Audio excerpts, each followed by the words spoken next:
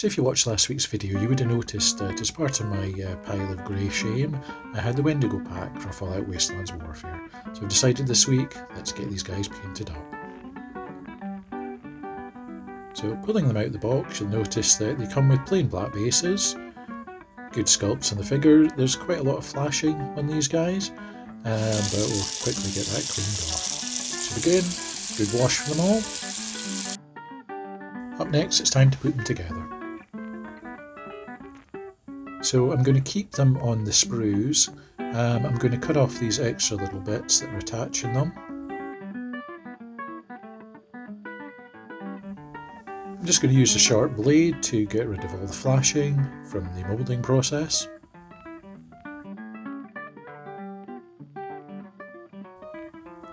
Then I'm going to snip off the arms and they're all going to be attached. So the model's going to be assembled, but I'm going to keep its feet attached onto the sprue just to give me something to hold on to. So file off where they were attached.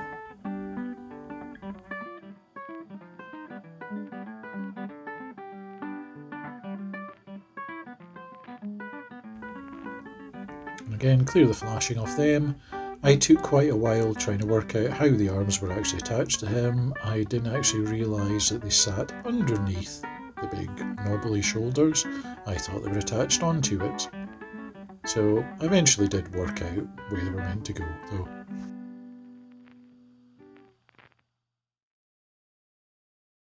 And then it was time to start gluing. And yeah, this was a bit of a process. So popped a little bit of glue on, held the arm in place. First one seemed to attach fine. Went to glue on the second one. And that stayed attached for the whole of 2 seconds. So back to some washing again. Try and get rid of some more of this mould release. And then I started again with attempt number 2.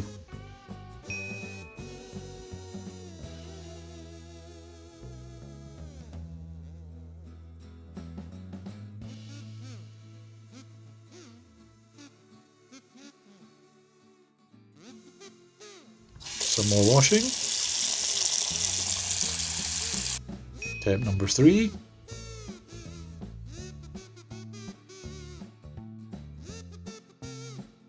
Quickly followed by attempt number 4. And 5. And 6. And finally number 7 actually stuck in place. So this is the first completed model. The other two weren't as bad to put together. I honestly think it's just the pose and the weight of the arms, but the other two went together relatively easy.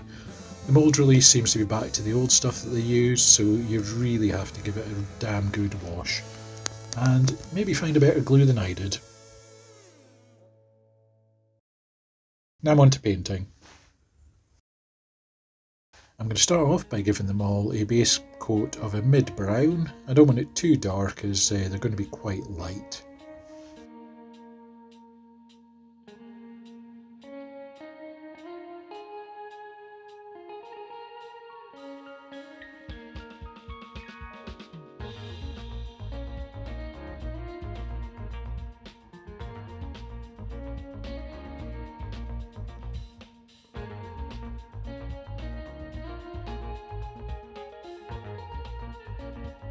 So that's all 3 of them base coated. Up next I'm going to do a heavy dry brush of a mid-brown beigey colour. Up next I'm going to do a kind of dry brush of a mid-brown over everything.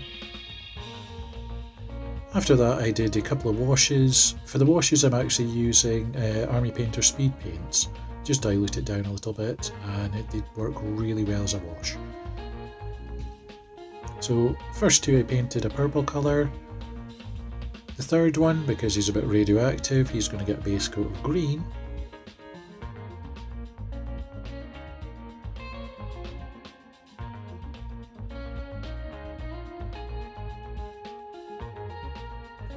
So that's first wash on everything.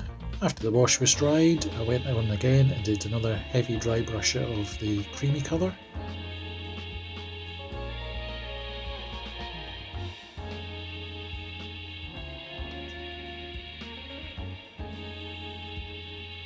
And I did a black for the radioactive one, as you can see. After that, I did a lighter colour over everything, just to highlight some of the raised areas. So the first two got the light, basically white, dry brush over everything. The third guy got another dry brushing of black.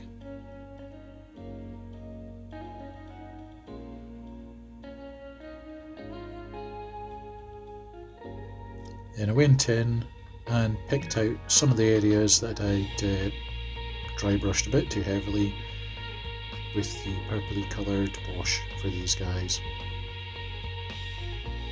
It was mostly just this guy, the other two were kind of okay.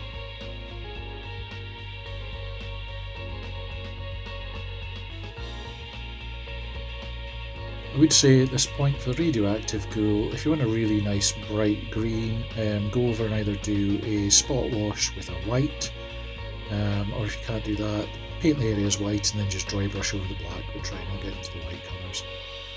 So at this stage, you can see I've added a bit of red onto his mouth.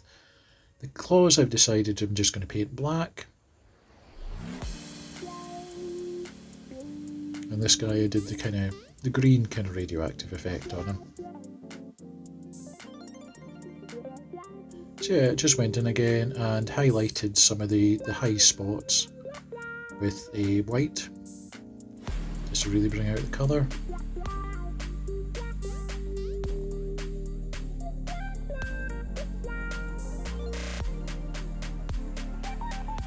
So again, did that for the first two.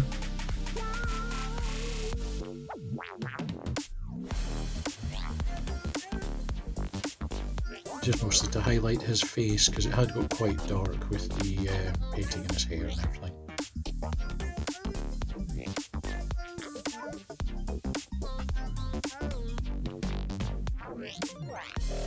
For the third guy, I used the same white colour just to do a highlight, and then I went back in afterwards and places like the belly and things I did some spot paint with the kind of radioactive green colour. So I'm using a mix of Army Painter and Games Workshop paints for these. A lot of the base colours are Games Workshop. All the washes and things are the Army Painter speed paints. So it's time to go into the bases. So they supply you with just plain 32mm plastic bases, so you can be creative as you want. So you can just do a little bit of locking. I decided I wanted to make them quite fancy. So for the first guy, I'm going to do a little raised area, like a rocky outcrop at the back of it. So I'm just using an old bit of foam core here.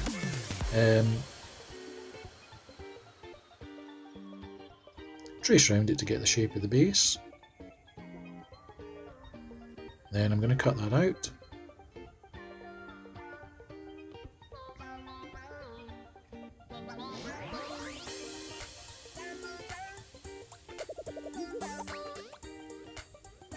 Then I use one of my sanding sticks to get it nice and, well, relatively smooth around the edge. You can, if you want to spend a lot more time, kind of once it's on the base, put filler and things over the edge. I didn't bother, I just left it looking slightly rocky, slightly kind of earthy, a bit more natural.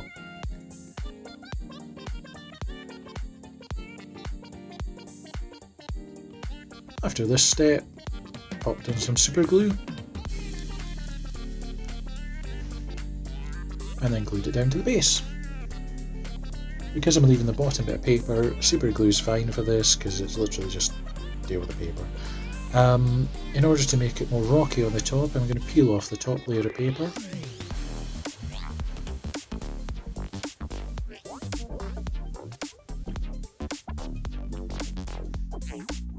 Once that's done, I use my nail to distress the edge of it slightly.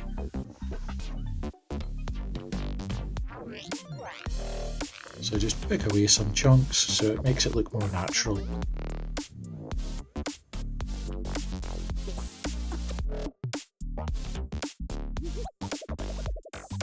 Then I realised at this point I had no tin foil, I had no rocks to hand, but I did have this handy little bit of scenery, so I thought give it a try. Actually worked out quite well.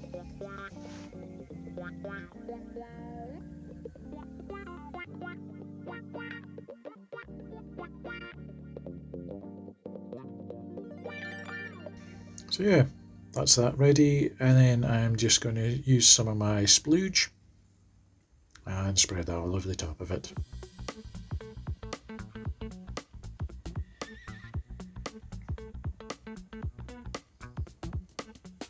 I did end up finding a little skull which I'll stick on, which you'll be able to see later on in the video.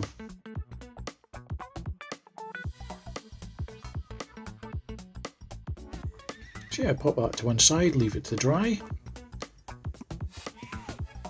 For the next guy, I'm actually going to put a small tree stump at the back, so I'm just going to mould that out with some green stuff. So when you take the green stuff apart, it's probably better to store the two colours separately. If not, the bit in the middle does actually harden up quite a bit, so I always remove that, so I'm just left with the pure yellow and blue. So yeah, if you're just taking this straight out, especially the temperature in our country just now, it's a bit cold, so pop it in some hot water for a couple of minutes. It'll soften it up nicely, and it's a lot easier to work with then. As you can see, it's like soft chewing gum. And if it does harden up again, you can just pop it in the water again. The water also helps it from sticking to your fingers as well. So I'm going to roll it out in a small cylinder.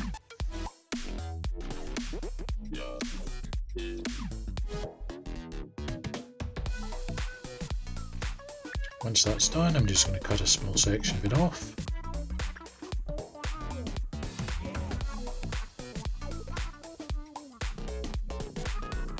Squeeze that down onto the base.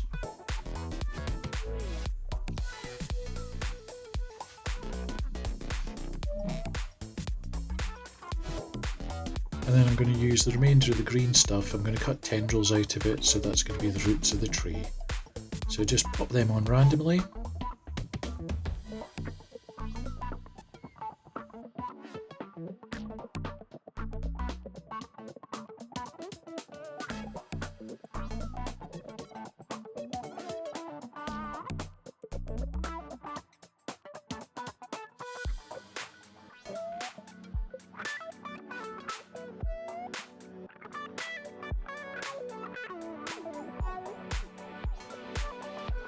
And once you're happy with the general layout of it, you can go in with some sculpting tools to put some marks on it, to give it some effective bark. These soft ones I'm using to kind of mould the roots into the trunk of the tree. And just do a bit of general shaping with it. And then I actually end up using a bamboo skewer for doing most of the actual effects on it, because the sharp edge of that's quite good for doing a bark effect, as you'll see in a second.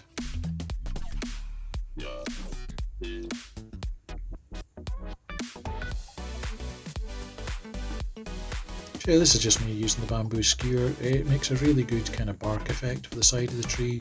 You can also use it for pushing down small bits, pulling up some other bits. It's quite a handy little tool.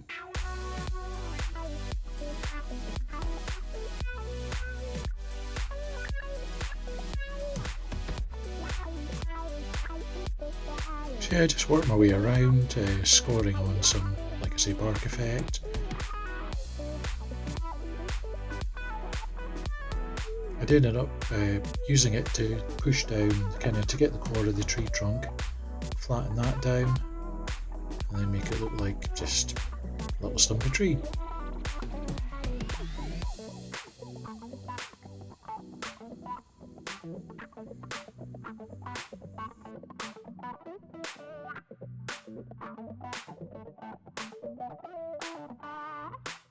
So once you're happy with that, I left it to dry and then I put my splooge all over the base again. So now I'm on to the third base, the radioactive one. I wanted to make a small barrel because I thought I had some bits of barrel, didn't have any.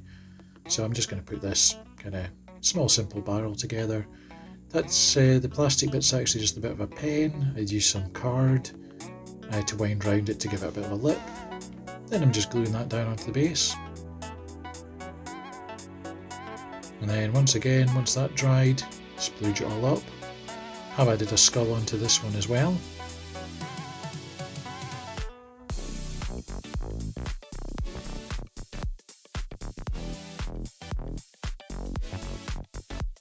So I'm leaving a small clear bit at the front. That's going to be where the kind of radioactive waste, whatever it is leaked out the barrel and pulled.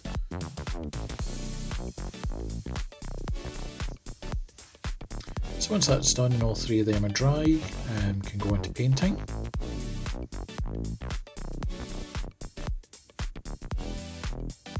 So I'm going to keep the paint really simple for this.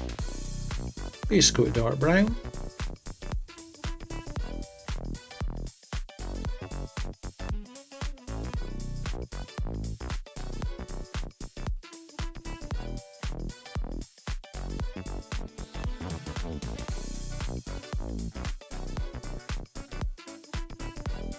So did all three of those like that.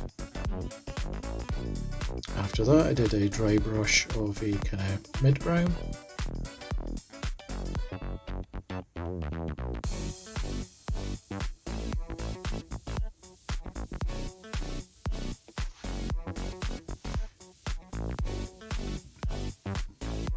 Then all the rocks and boulders and things I picked out in a grey.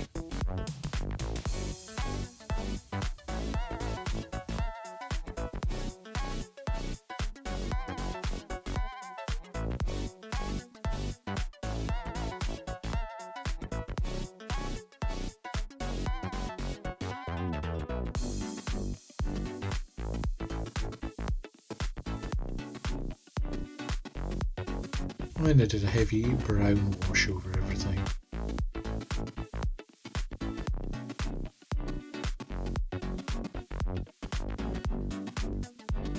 Then finally I went back and picked out some of the details, so like the two skulls, painted up the barrel, can't really tell, it's a rusty yellow, orangey colour at the barrel.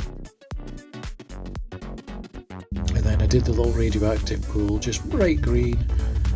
I did a couple of layers of this, so I painted it green, so I did the pool at the front, and I did the contents of the barrel, and a little drip coming down the front of it.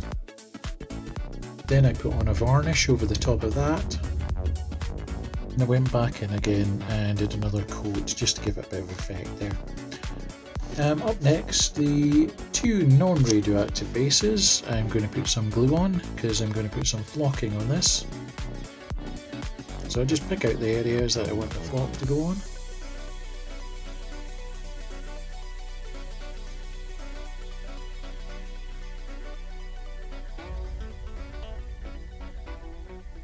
Repeat that for the other base. And I'm actually just going to pour the flock straight on top. Just quick and easy.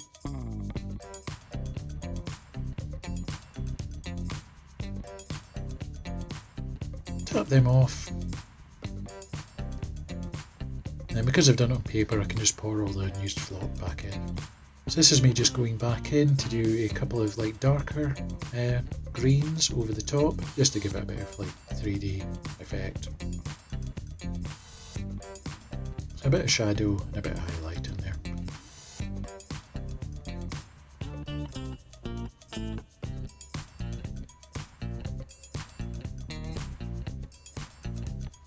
Yeah, after that's done, after all the paint's dry, after the flocking's dry, simple case of painting the rims black, and then I can stick the figures on. So this is 3 completed bases. We've got the one with the tree stump, the one with the little cliff, and the radioactive barrel. And these are them with the figures attached. So I like to put a bit more effort into these plain bases because I think it adds to the figure and adds to the overall story of them. So yeah, that's my 3 Wendigos from Fallout Wasteland Warfare.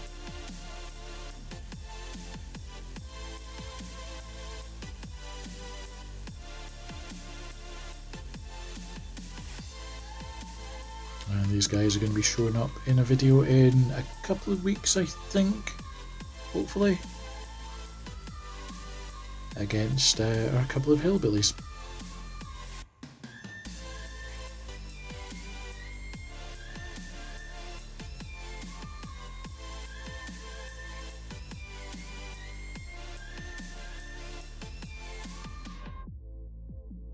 So once again, thank you all very much for watching this video. I hope you enjoyed it, and I hope to see you again next week. Bye!